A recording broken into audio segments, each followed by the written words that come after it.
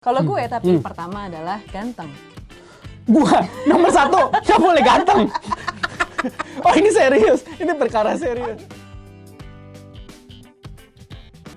Hai parents, Halo. kembali dengan Bu Min Dan Pak Min. kita hari ini mau ngomongin apa? Pertimbangan memilih dokter kandungan. Kalau gue tapi pertama adalah ganteng. Gua nomor satu, nggak boleh ganteng.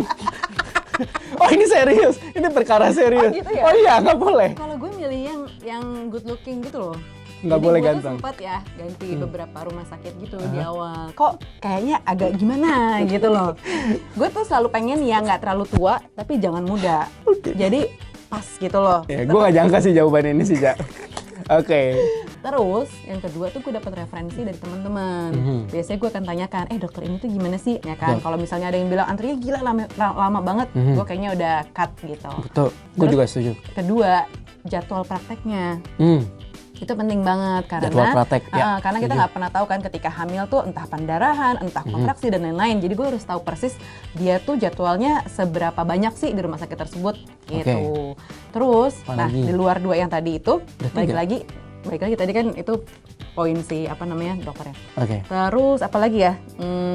Lo dulu deh. Oke, gue tambahin ya. Kalau gue yang paling penting buat gue itu adalah dokternya itu harus pro natural gitu. Oke. Kelahiran secara alami. Gue nggak against soal sesar nggak.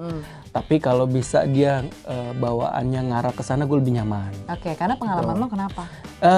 Anak pertama gue itu sesar gitu. Gue ngerasa saat itu jujur aja ya, gue ngerasa itu seharusnya ternyata bisa normal gitu. Cuman terlalu di drive dan panik anak pertama gitu ya. Cuman kalau yang kedua memang pinginnya alami.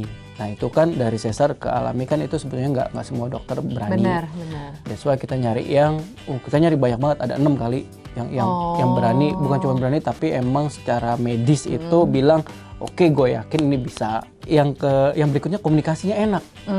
Komunikasinya tuh nyambung. Kadang gue bercanda juga kan, bisa bercanda karena dokter yang bisa bawa kedua orang tuanya rileks itu tuh penting. Benar.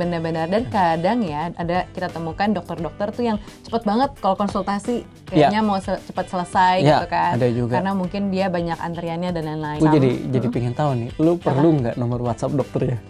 Iya, perlu.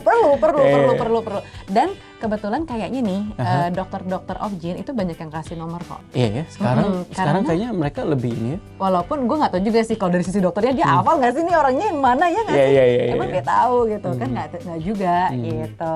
Tapi emang sangat penting untuk punya nomor telepon Obgyn kalian. Selanjutnya jarak.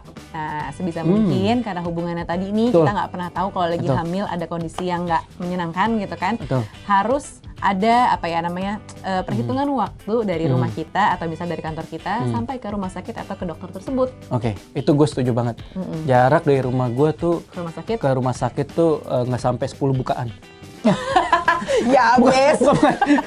Nggak, deket banget. Itu cuman, Sedekat itu. ya cuman kayak 3 menit nyetir udah nyampe gue. Oh gitu. Iya, karena gue penting banget itu juga. Itu oke, benar. oke. Nggak kepikir sih gue, tapi itu benar. Iya itu benar juga. Terus udah gitu apa lagi? Selalu ada backup untuk dokter kedua. Misalnya Wow. nih dokter pertama tuh kadang-kadang lagi conference atau misalnya dia lagi cuti gitu. Kita tuh harus ada satu dokter backup. Kalau gue gitu. Oke, kalau gue Jadi udah tahu. Gue nggak. Gue Nggak ya? benar-benar stick ke satu dokter itu. Oke. Karena Ada lagi? karena susah kliknya, kalau udah klik itu gue kayak males lagi kalau nyari dokter lagi. Apalagi, Ca? Yang terakhir Terakhir. adalah harga. Gitu. Harga penting. Harga penting banget, kita mesti tahu banget harga konsultasinya berapa, harga obatnya berapa. Terus yang paling nggak kalah tuh sebenarnya ini, USG, 2D, 3D, 4D. Nah, kita tuh biasanya pemilih dokter karena misalnya nih gosip-gosip dari teman-teman, kalau dokter ini nih selalu ngasihnya misalnya 4D, atau kalau dokter ini dia rekomend 2D aja juga udah cukup kok, atau 3D aja juga udah cukup, kayak gitu. Itu sangat penting karena kan sepanjang 9-10 bulan ini pasti banyak banget setiap bulan kontrol dan ada 2D, 3D kayak gitu-gitu loh, sama obat-obat vitaminnya. Nah, kalau bisa dokternya ini juga dalam satu rumah sakit yang kalian rencanakan akan melahirkan di situ. Jadi kan sekalian gitu kalian bisa cek juga harga lahiran normal berapa, sesar berapa, terus kalau misalnya ada tindakan-tindakan tuh jadinya berapa. Gitu. Lo nggak ya? Enggak. Tinggal bayar istri ya. enggak, gue yakin istri ya. Gue yakin istri ya, cuma gue gak kepikiran aja.